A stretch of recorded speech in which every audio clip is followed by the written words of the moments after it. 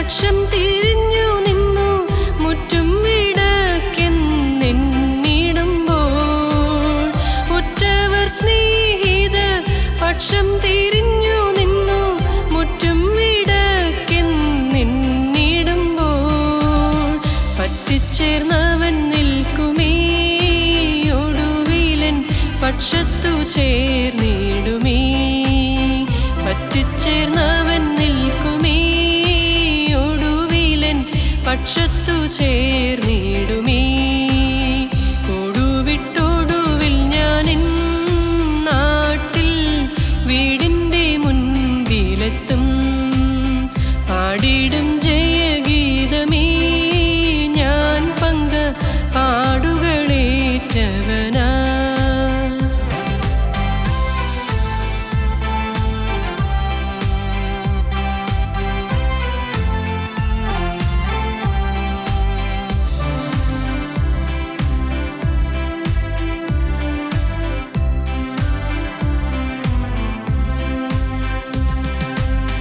ലോകമെനിക്കു വേണ്ട, ലോകത്തിനിമ്പം വേണ്ട, പോകണമേശുവിൻ പാതേ നോക്കി. ലോകമെനിക്കു വേണ്ട, ലോകത്തിനിമ്പം വേണ്ട, പോകണമേശുവിൻ പാതേ നോക്കി. ഏകുന്നു സമസ്തവും ഞാൻ എൻ്റെ ഏകനാഥനെ നിനക്കായി. ഏകുന്നു സമസ്തവും ഞാൻ എൻ്റെ ഏകനാഥനെ നിനക്കായി. കൊടുവിട്ടൊടുവിൽ ഞാനെൻ നാട്ടിൽ വീടിൻ്റെ മുൻപിലെത്തും. പാടിടും ജയഗീതമേ ഞാൻ പങ്ക പാടുകളേറ്റവനാ. ഞങ്ങളും ക്രൂശിക്കപ്പെട്ട ക്രിസ്തുവിനെ പ്രസംഗിക്കുന്നു. ദൈവത്തിന് സ്തോത്രം. ആവർത്തന പുസ്തകം 27-ാം അധ്യായം 9-10 വാക്യങ്ങൾ നമുക്ക് വായിക്കാം. മോശയും ലേവ്യരായ പുരോഹിതന്മാരും എല്ലാ ഇസ്രായേലിനോടും, ഇസ്രായേലെ മിണ്ടാതിരുന്ന് കേൾക്ക, ഇന്ന് നീ നിന്റെ ദൈവമായ യഹോവയുടെ ജനമായി തീർന്നിരിക്കുന്നു. ആകയാൽ നിന്റെ ദൈവമായ യഹോവയുടെ വാക്ക് അനുസരിച്ച് ഞാൻ ഇന്ന് നിന്നോട് ആജ്ഞാപിക്കുന്ന അവൻ്റെ കൽപ്പനകളും ചട്ടങ്ങളും ആചരിക്കണം എന്ന് പറഞ്ഞു. ദൈവത്തിന് സ്തോത്രം. എല്ലാ പുരോഹിതന്മാരെയും കൂട്ടിവരുത്തി, എല്ലാ ഇസ്രായേലരെയും കൂട്ടിവരുത്തി, എല്ലാവരോടുമായി ദൈവത്തിൻ്റെ വചനം മോശ പറയുകയാണ്. മോശ ദൈവത്തിൻ്റെ വചനം ജനത്തിന് കൊടുക്കുകയാണ്. എന്താണ് പറഞ്ഞത്? മോശയും ലേവ്യരായ പുരോഹിതന്മാരും എല്ലാ ഇസ്രായേലിനോടും, ഇസ്രായേലെ മിണ്ടാതിരുന്ന് കേൾക്ക, ഇന്ന് നീ നിൻ്റെ ദൈവമായ യഹോവയുടെ ജനമായി തീർന്നിരിക്കുന്നു. ആകയാൽ നിൻ്റെ ദൈവമായ യഹോവയുടെ വാക്ക് അനുസരിച്ച് ഞാൻ ഇന്ന് നിന്നോട് ആജ്ഞാപിക്കുന്ന അവൻ്റെ കൽപ്പനകളും ചട്ടങ്ങളും ആചരിക്കണം എന്ന് പറഞ്ഞു. നിങ്ങൾ ഇന്ന് ദൈവത്തെ ജനമായി തീർന്നിരിക്കുന്നു. ഒരാശ്വാസകരമായ വാക്കാണത്. സ്വർഗത്തിലെ ദൈവം അങ്ങനെ നമ്മെക്കുറിച്ച് കണക്കാക്കുന്നു. ദൈവം നമ്മെക്കുറിച്ച് അങ്ങനെ പരിഗണിക്കുന്നു. നിങ്ങൾ എൻ്റെ ജനമാണ് എന്ന്, എൻ്റെ ജനമാണ് എന്ന്. ദൈവം തൻ്റെ സ്വന്തം ജനമായി നമ്മെ കണ്ടതുകൊണ്ട്, അതുകൊണ്ട് ദൈവം ഇനി മുന്നോട്ട് തൻ്റെ ജനമായി തന്നെ നാം കഴിയുവാനും നമുക്ക് അനുഗ്രഹങ്ങളുടെ സമൃദ്ധി ലഭിക്കുവാനും എന്തെല്ലാം വേണമെന്ന് കർത്താവ് പറഞ്ഞു തരുന്നു. നമുക്ക് ദൈവത്തിൻ്റെ വചനം തരുന്നത്, ഈ വചനം നമുക്ക് തരുന്നത് നമ്മെ ഇനിയും വളർത്തിക്കൊണ്ട് പോകുവാനാണ്, ഉയർത്തിക്കൊണ്ട് പോകുവാനാണ്. പുരോഗതിയിലേക്കും ക്ഷേമത്തിലേക്കും ഐശ്വര്യത്തിലേക്കും അഭിവൃദ്ധിയിലേക്കും നമ്മെ നയിക്കുന്നതിന് വേണ്ടിയാണ് ഈ വചനം തരുന്നത്. കാരണം നാം ദൈവത്തിൻ്റെ ജനമാണ്. അപ്പോസ്തലനായ പത്രോസ് പറയുമ്പോൾ പറയും, നിങ്ങളോ അന്ധകാരത്തിൽ നിന്ന് തൻ്റെ അത്ഭുത പ്രകാശത്തിലേക്ക് നിങ്ങളെ വിളിച്ചവൻ്റെ സൽഗുണങ്ങളെ ഘോഷിപ്പാൻ തക്കവണ്ണം തിരഞ്ഞെടുക്കപ്പെട്ട ഒരു ജാതിയും രാജകീയ പുരോഹിത വർഗവും വിശുദ്ധ വംശവും സ്വന്തം ജനവുമാകുന്നു. എന്ത് പദവിയാണത്! നിസ്സാരമല്ലല്ലോ. നിങ്ങളാരാണ്? അന്ധകാരത്തിൽ നിന്ന് തൻ്റെ അത്ഭുത പ്രകാശത്തിലേക്ക് നിങ്ങളെ വിളിച്ചവൻ്റെ സൽഗുണങ്ങളെ ഘോഷിപ്പാൻ തക്കവണ്ണം തിരഞ്ഞെടുക്കപ്പെട്ട ഒരു ജാതിയും രാജകീയ പുരോഹിത വർഗവും വിശുദ്ധ വംശവും സ്വന്തം ജനവുമാകുന്നു. മുമ്പേ നിങ്ങൾ ജനമല്ലായിരുന്നു, ഇപ്പോൾ ദൈവത്തിൻ്റെ ജനം. കരുണ ലഭിക്കാതിരുന്നു, കരുണ ലഭിക്കാത്തവർ, ഇപ്പോഴോ കരുണ ലഭിച്ചവർ തന്നെ. ഇനി അതുകൊണ്ട് നിങ്ങൾ എന്ത് ചെയ്യണം? ഇനി എന്താണ് നിങ്ങൾ ചെയ്യേണ്ടത്? അതാണ് വചനം പറയുന്നത്. അപ്പോസ്തലനായ പത്രോസിൻ്റെ ലേഖനം എടുക്കാം, ഒന്നാമത്തെ ലേഖനം എടുക്കാം. അപ്പോസ്തലനായ പത്രോസിൻ്റെ ഒന്നാമത്തെ ലേഖനം 2-ാം അധ്യായം. നിങ്ങളോ അന്ധകാരത്തിൽ നിന്ന് തൻ്റെ അത്ഭുത പ്രകാശത്തിലേക്ക് നിങ്ങളെ വിളിച്ചവൻ്റെ സൽഗുണങ്ങളെ ഘോഷിപ്പാൻ തക്കവണ്ണം തെരഞ്ഞെടുക്കപ്പെട്ട ഒരു ജാതിയും രാജകീയ പുരോഹിതവർഗവും വിശുദ്ധ വംശവും സ്വന്തം ജനവുമാകുന്നു. മുമ്പേ നിങ്ങൾ ജനമല്ലാത്തവർ, നിങ്ങൾ ദൈവജനമല്ലായിരുന്നു, ഇപ്പോഴോ ദൈവത്തിൻ്റെ ജനം. ഇപ്പോഴോ ദൈവത്തിൻ്റെ ജനം. കരുണ ലഭിക്കാത്തവർ, മുമ്പ് നിങ്ങൾക്ക് കരുണ കിട്ടിയിട്ടുണ്ടായിരുന്നില്ല, ഇപ്പോഴോ കരുണ ലഭിച്ചവർ തന്നെ. ഇപ്പോഴോ കരുണ ലഭിച്ചവർ തന്നെ. മുമ്പ് നിങ്ങൾ കോപപാത്രങ്ങളായിരുന്നു, ദൈവത്തിൻ്റെ കോപം പകരാനുള്ള പാത്രങ്ങളായിരുന്നു നിങ്ങൾ. കാരണം പാപത്തിൽ ജീവിച്ചു, ബോധമില്ലാതെ ജീവിച്ചു, പിശാചിന് ഇടം കൊടുത്ത് ജീവിച്ചു. എന്നാലോ ഇപ്പോൾ നിങ്ങൾ ദൈവത്തിൻ്റെ കരുണാപാത്രങ്ങളായി മാറി. കോപപാത്രങ്ങൾ കരുണാപാത്രങ്ങളായി മാറി. റോമർ ലേഖനം 9-ാം അധ്യായം വായിക്കുമ്പോൾ കാണാം, കോപപാത്രങ്ങൾ കരുണാപാത്രങ്ങളായി തീർന്നു. കോപം, ദൈവകോപം പകർന്നിരുന്ന പാത്രങ്ങൾ കരുണ പകരാനുള്ള പാത്രങ്ങളായി മാറി. എന്തൊരു ഭാഗ്യം! മുമ്പേ നിങ്ങൾ ജനമല്ലാത്തവർ, ഇപ്പോഴോ ദൈവത്തിൻ്റെ ജനം. കരുണ ലഭിക്കാത്തവർ, ഇപ്പോഴോ കരുണ ലഭിച്ചവർ തന്നെ. ദൈവത്തിന് സ്തോത്രം. അതുകൊണ്ട് നിങ്ങൾ എന്ത് ചെയ്യണം? അതാ പിന്നെ അടുത്ത വാക്യം. പ്രിയമുള്ളവരെ, പ്രവാസികളും പരദേശികളുമായ നിങ്ങളെ ആത്മാവിനോട് പോരാടുന്ന ജഡമോഹങ്ങളെ വിട്ടകന്ന് ജാതികൾ നിങ്ങളെ ദുഷ്പ്രവർത്തിക്കാർ എന്ന് ദുഷിക്കുന്തോറും നിങ്ങളുടെ നല്ല പ്രവൃത്തികളെ കണ്ടറിഞ്ഞിട്ട് സന്ദർശന ദിവസത്തിൽ ദൈവത്തെ മഹത്വപ്പെടുത്തേണ്ടതിന് അവരുടെ ഇടയിൽ നിങ്ങളുടെ നടപ്പ് നന്നായിരിക്കണം എന്ന് ഞാൻ പ്രബോധിപ്പിക്കുന്നു. നിങ്ങൾ ജഡമോഹങ്ങളെ വിട്ട് അകന്നു നിൽക്കണം. 2, മറ്റുള്ളവരുടെ മുമ്പിൽ നിങ്ങളുടെ നടപ്പ് നന്നാകണം. എന്തുകൊണ്ട്? നിങ്ങൾ ദൈവജനമായി പോയി. നിങ്ങൾക്ക് ദൈവത്തിൻ്റെ കൃപ ലഭിച്ചിരിക്കുന്നു. നിങ്ങൾ ദൈവത്തിൻ്റെ ജനമാണ്. നിങ്ങൾ ജഡമോഹങ്ങളെ വിട്ട് അകലണം. നിങ്ങൾ മറ്റുള്ളവരുടെ ഇടയിൽ നിങ്ങളുടെ നടപ്പ് നന്നായിരിക്കണം. അതാണ് ആ ഖണ്ഡികയുടെ അർത്ഥം. പ്രിയമുള്ളവരെ, പ്രവാസികളും പരദേശികളുമായ നിങ്ങളെ ആത്മാവിനോട് പോരാടുന്ന ജഡമോഹങ്ങളെ വിട്ടകന്ന് ജാതികൾ നിങ്ങളെ ദുഷ്പ്രവർത്തിക്കാരെന്ന് ദുഷിക്കുന്തോറും നിങ്ങളുടെ നല്ല പ്രവൃത്തികളെ കണ്ടറിഞ്ഞ് സന്ദർശന ദിവസത്തിൽ ദൈവത്തെ മഹത്വപ്പെടുത്തേണ്ടതിന് അവരുടെ ഇടയിൽ നിങ്ങളുടെ നടപ്പ് നന്നായിരിക്കണമെന്ന് ഞാൻ പ്രബോധിപ്പിക്കുന്നു. മറ്റുള്ളവർ നിങ്ങളെ ദൂഷിക്കും, മറ്റുള്ളവർ നിങ്ങളെ പഴിക്കും, ഇല്ലാത്തത് പറയും. നിങ്ങൾ ദുഷ്പ്രവർത്തിക്കാരും ദൂഷിക്കും.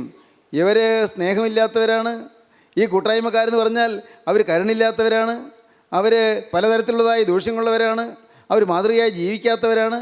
അത് ചിലതെല്ലാം സത്യമായിരിക്കാം, ചിലത് സത്യമല്ലായിരിക്കാം.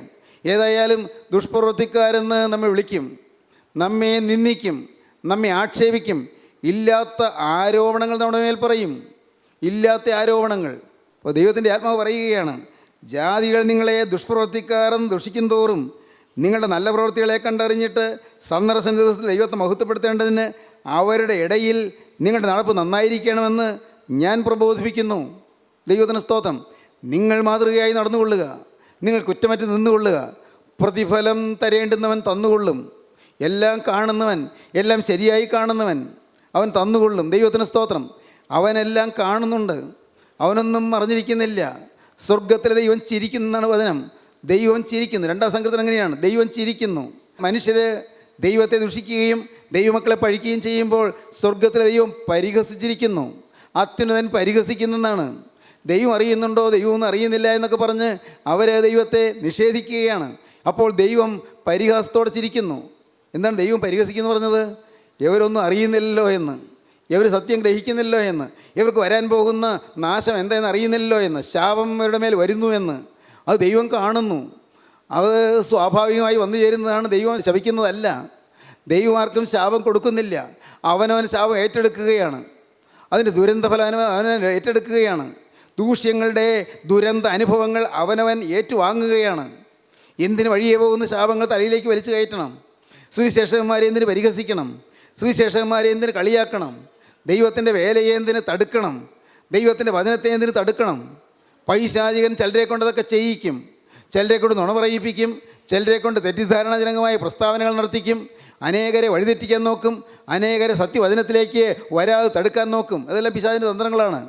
അവൻ്റെ പോക്കറ്റിൽ കിടന്ന ആളുകൾ രക്ഷപ്പെട്ടു പോകാൻ പിശാചിന് ഇഷ്ടമില്ലല്ലോ.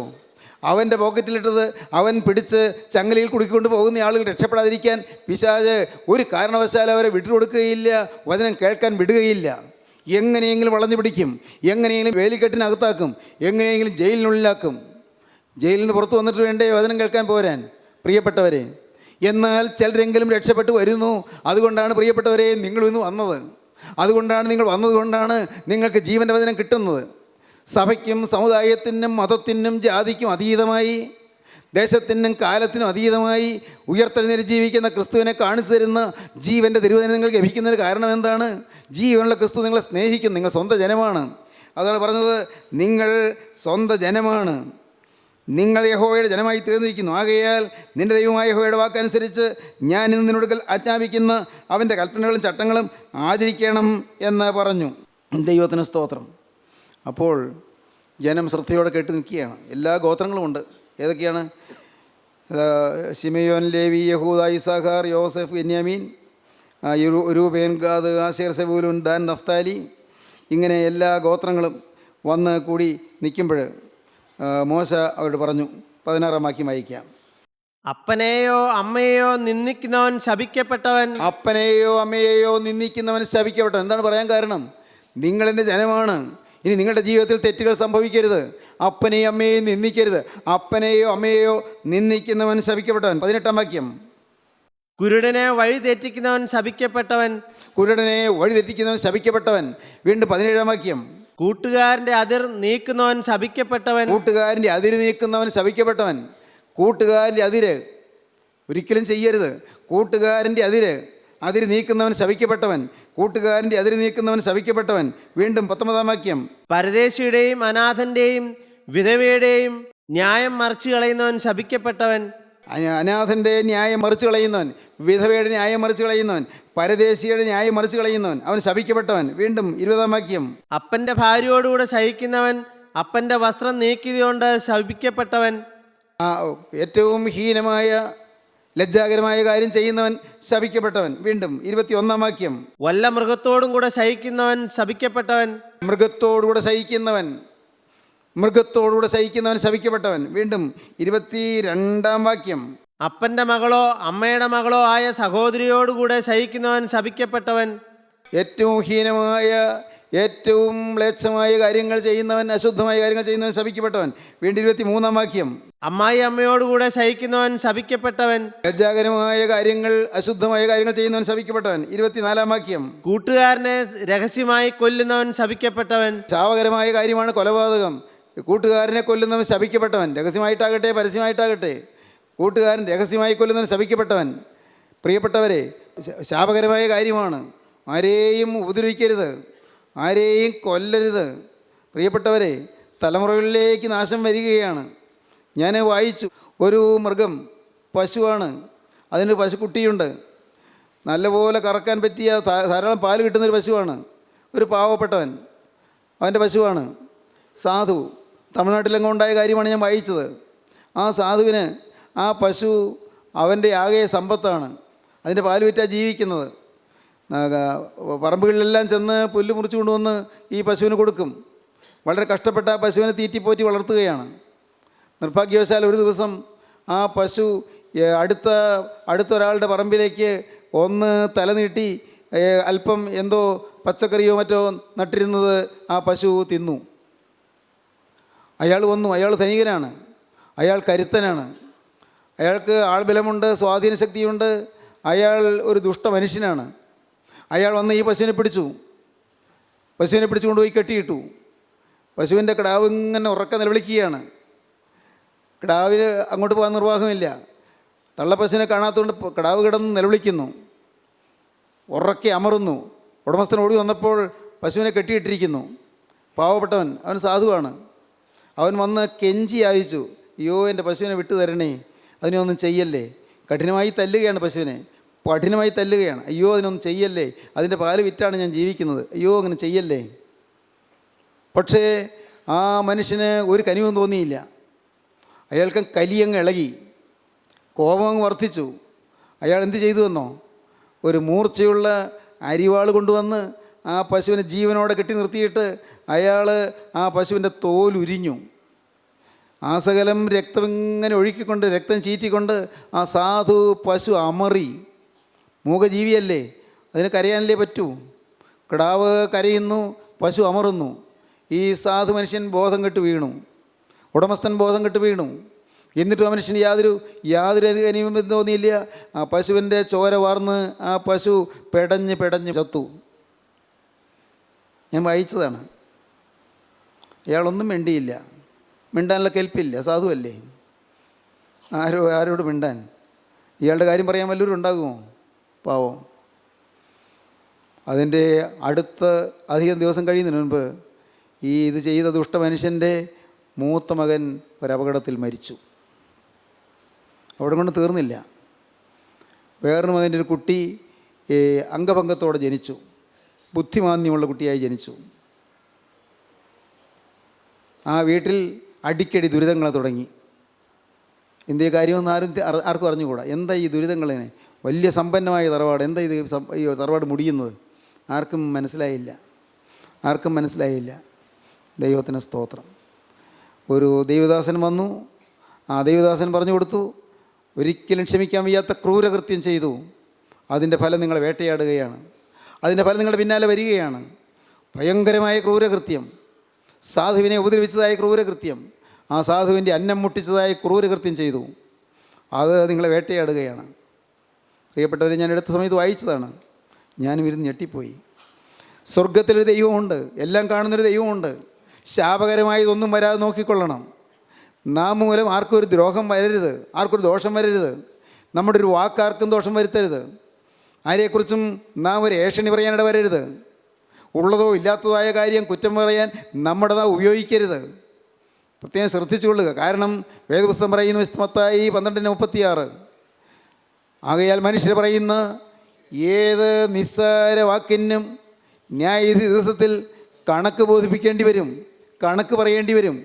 മത്തായി 12:36. എന്നാൽ മനുഷ്യർ പറയുന്ന ഏത് നിസാര വാക്കിനും ന്യായവിധി ദിവസത്തിൽ കണക്ക് ബോധിപ്പിക്കേണ്ടി വരും എന്ന് ഞാൻ നിങ്ങളോട് പറയുന്നു. കണക്ക് പറയേണ്ടി വരും.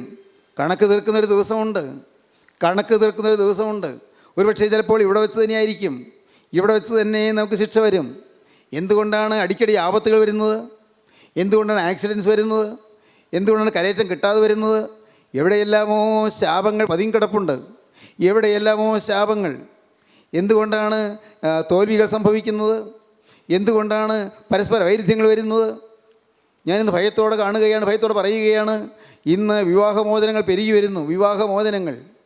വിവാഹമോചനങ്ങൾ സങ്കടകരമായ കാര്യമാണ്. പണ്ടെല്ലാം പാശ്ചാത്യ നാടുകളിൽ ഇതൊക്കെ ഉണ്ടെന്ന് കേൾക്കുമ്പോൾ നമുക്കൊരത്ഭുതമായിരുന്നു.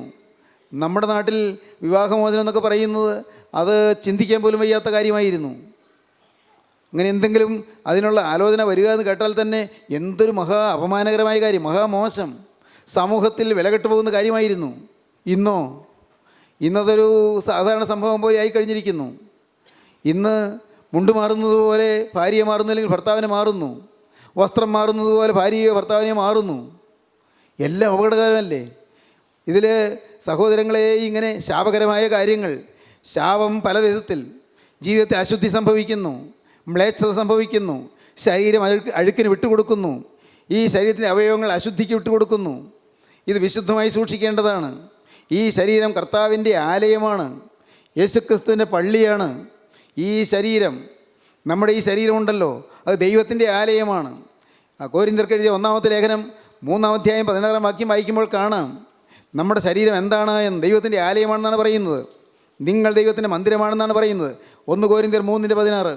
നിങ്ങൾ ദൈവത്തിന്റെ മന്ദിരമെന്നും ടെമ്പിൾ ഓഫ് ഗോഡ്, നിങ്ങൾ ദൈവത്തിൻ്റെ ടെമ്പിളാണ്.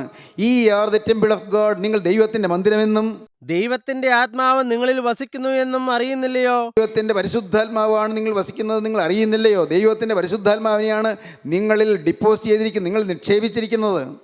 ദൈവത്തിൻ്റെ പരിശുദ്ധാത്മാവിനെ നിങ്ങൾ നിക്ഷേപിച്ചതാണ്. നിങ്ങൾ ദൈവത്തിൻ്റെ മന്ദിരമെന്നും ദൈവത്തിൻ്റെ ആത്മാവ് നിങ്ങളിൽ വസിക്കുന്നെന്ന് അറിയുന്നില്ലയോ? ദൈവത്തിന്റെ മന്ദിരം നശിപ്പിക്കുന്നവനെ ദൈവം നശിപ്പിക്കും. ഭയങ്കരമായൊരു വാക്യമാണത്. ദൈവത്തിൻ്റെ മന്ദിരം അശുദ്ധമാക്കുന്നവനെ ദൈവം നശിപ്പിക്കും. ദൈവത്തിൻ്റെ മന്ദിരം നശിപ്പിക്കുന്നവനെയും തർജ്ജമ ചെയ്തിരിക്കുന്നത്, ഇംഗ്ലീഷിൽ നേരെ തർജ്ജമ ചെയ്താൽ ദൈവത്തിൻ്റെ മന്ദിരം അശുദ്ധമാക്കുന്നവനെ ദൈവം നശിപ്പിക്കും. I will destroy him the ഡിഫൈലത്ത് my temple. I will destroy him the ഡിഫൈലത്ത് my temple. എൻ്റെ ആലയത്തെ അശുദ്ധമാക്കുന്നവനെ ഞാൻ നശിപ്പിക്കും. ദൈവത്തിൻ്റെ ആലയം, ദൈവത്തിന്റെ മന്ദിരം വിശുദ്ധമല്ലോ. ദൈവത്തിൻ്റെ മന്ദിരം വിശുദ്ധമല്ലോ, വിശുദ്ധമാണ്, വിശുദ്ധമായിരിക്കേണ്ടതാണ്. ഇത് വല്ലവനും പന്ത് കളിക്കാൻ കൊടുക്കേണ്ടതല്ല ഈ ശരീരം. വല്ലവനും പാവ കളിക്കാൻ കൊടുക്കേണ്ടതല്ല മോളെ ഈ ശരീരം. മോനെ, നിന്റെ ശരീരം അന്യ സ്ത്രീ കൈയാളേണ്ടതല്ല, അന്യർക്ക് വിട്ടുകൊടുക്കേണ്ടതല്ല. നിന്റെ ശരീരം മദ്യം കൊണ്ട് നിറയ്ക്കേണ്ടതല്ല. നിന്റെ നാവ് ദൈവത്തെ സ്തുതിക്കാനുള്ളതാണ്. ഈ നാവ് അശുദ്ധ വാക്കുകൾ പറയാനുള്ളതല്ല. ഈ നാവ് അസഭ്യ വാക്കുകൾ പറയാനുള്ളതല്ല. ഈ നാവ് കോപത്തിൻ്റെ വാക്കുകൾ പറയാനുള്ളതല്ല. ഈ നാവ് ക്രുദ്ധിക്കുന്ന വാക്കുകൾ പറയാനുള്ളതല്ല. പ്രിയപ്പെട്ടവരെ, നിങ്ങളുടെ നാവ് ഏഷണി പറയാനുള്ളതല്ല, യേശുവിനെ സ്തുതിക്കാനുള്ളതാണ്. ഈ നാവിൽ മദ്യം പകരാൻ പാടില്ല.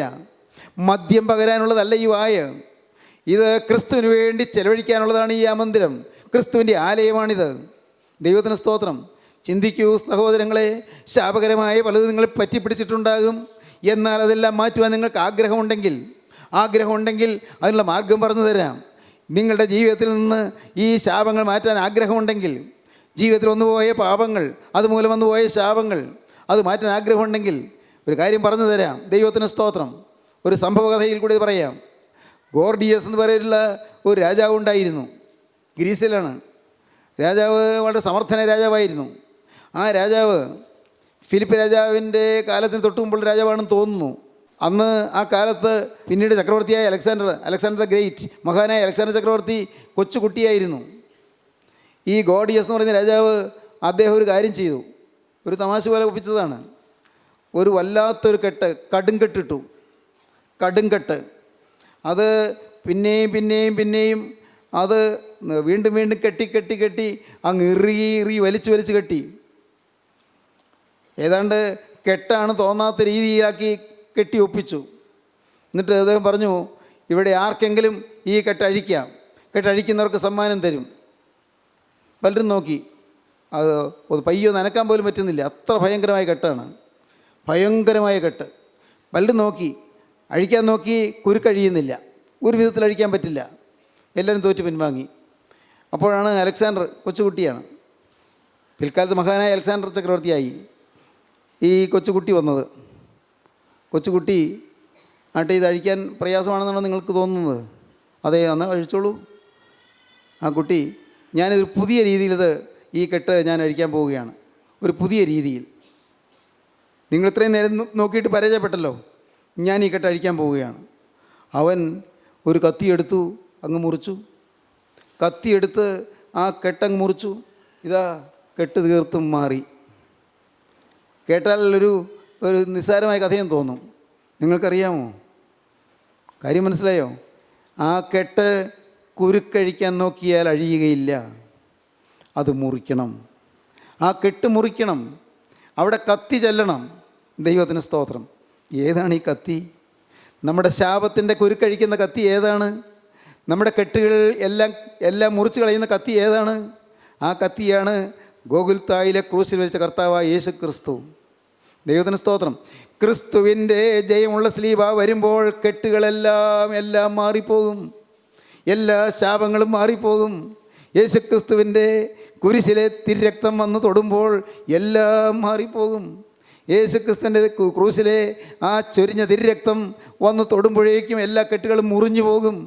ഏതെല്ലാം ശാപങ്ങൾ വന്നിട്ടുണ്ടോ, ഏതെല്ലാം ദോഷങ്ങൾ സംഭവിച്ചിട്ടുണ്ടോ, ഏതെല്ലാം കേടുകൾ വന്നിട്ടുണ്ടോ, എത്ര പ്രാവശ്യം അഴിക്കാൻ നോക്കിയിട്ട് അഴിയാത്ത കുരുക്കുകൾ വന്നിട്ടുണ്ടോ, അഴിയാൻ നിങ്ങൾ നോക്കിയില്ലേ, അഴിക്കാൻ നിങ്ങൾ പരിശ്രമിച്ചില്ലേ? ഊരാ കുരുക്കുകളിൽ പെട്ടവരല്ലേ നിങ്ങൾ ചിലർ? പ്രശ്നങ്ങളുടെ സംഘാതത്തിൽപ്പെട്ട് ഉഴന്നവരല്ലേ നിങ്ങൾ ചിലർ? ഏറെ കൊടിയ രൂക്ഷമായ പ്രശ്നങ്ങൾ വന്ന് ജീവിതം അലട്ടിയവരല്ലേ നിങ്ങൾ? ഒരു കരയേറ്റം കിട്ടാതെ വലഞ്ഞവരല്ലേ നിങ്ങൾ? മനസ്സ് പീഡിപ്പിക്കപ്പെട്ടവരല്ലേ നിങ്ങൾ?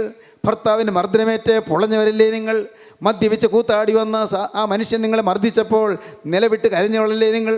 നിങ്ങൾ സ്നേഹിതരെ ചിന്തിക്കൂ. നിങ്ങളുടെ കുടുംബത്തിൽ സ്വസ്ഥതയില്ലാതെ അഴലുന്നവരല്ലേ നിങ്ങൾ? കുരുക്കുകളിൽപ്പെട്ട് വലഞ്ഞവരല്ലേ നിങ്ങൾ? എന്നാൽ ഈ കുരുക്കെല്ലാം മുറിക്കുന്ന ഒരു കത്തിയുണ്ട്. അത് ജയമുള്ള സ്ലീബായാണ്. അത് കുരിശിൽ മരിച്ച ക്രിസ്തുവാണ്. അത് ഉയർത്തെഴുന്നേറ്റ് ജീവിക്കുന്ന ക്രിസ്തുവാണ്. ആ ക്രിസ്തുവിൻ്റെ തിരരക്തം എവിടെ വന്ന് വീഴുന്നോ കുരുക്കുകൾ അഴിയും. എത്ര ഭയാനകമായി കുരുക്കുകൾ അഴിയും. നിങ്ങളിത് വെറും ഒരു പ്രസംഗമായി കേൾക്കരുത്.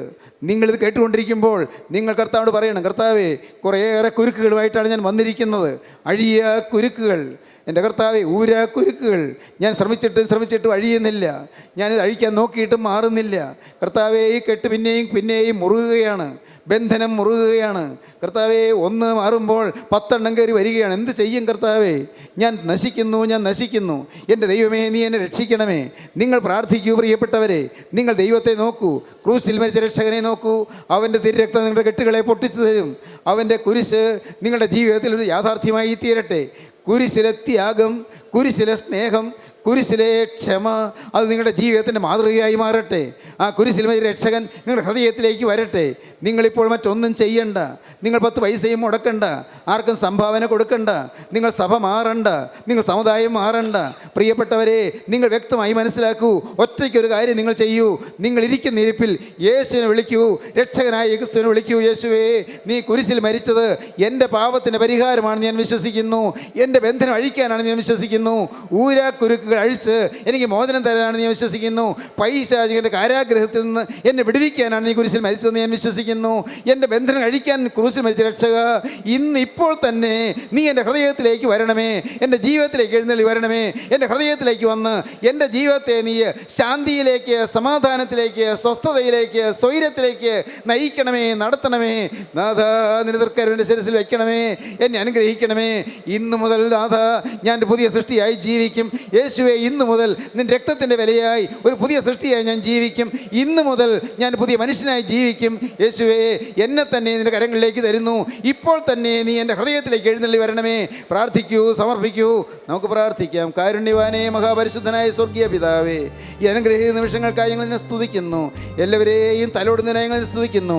വചനം കേട്ട എല്ലാവരുടെ മേൽ നിന്റെ പരിശുദ്ധാത്മാവിനെ പകരുന്നതിനായി ഞങ്ങൾ സ്തുതിക്കുന്നു. എല്ലാവർക്കും നിന്റെ കൃപ നൽകുന്നതിനായി ഞങ്ങൾ സ്തുതിക്കുന്നു. വചനത്തിൻ്റെ ശക്തി ഓരോരുത്തരെയും സന്ദർശിക്കുന്നതിനായി ഞങ്ങൾ സ്തുതിക്കുന്നു. നാഥ, അവിടുത്തെ രണ്ടാമത്തെ അതിനുവേണ്ടി ഞങ്ങൾ എല്ലാവരെയും ഒരുക്കണമേ. രോഗികളെ സൗഖ്യമാക്കണമേ. മനോഭാരത്തിലിരിക്കുന്നവരെ ആശ്വസിപ്പിക്കണമേ. അനേകം ബന്ധനങ്ങൾ കുടുങ്ങി വന്നവരെ വിടുവിക്കണമേ. കർത്താവേ, ശാപങ്ങളെല്ലാം മാറ്റി അനുഗ്രഹത്തിൻ്റെ അത്ഭുത അനുഭവങ്ങൾ ഞങ്ങൾക്ക് തരണമേ. എല്ലാവരെയും വാഴ്ത്തണം. യേശു ക്രിസ്തുവിൻ്റെ ജയകരമായ നാമത്തിൽ തന്നെ. ആമീൻ. ഹല്ലേലൂയ.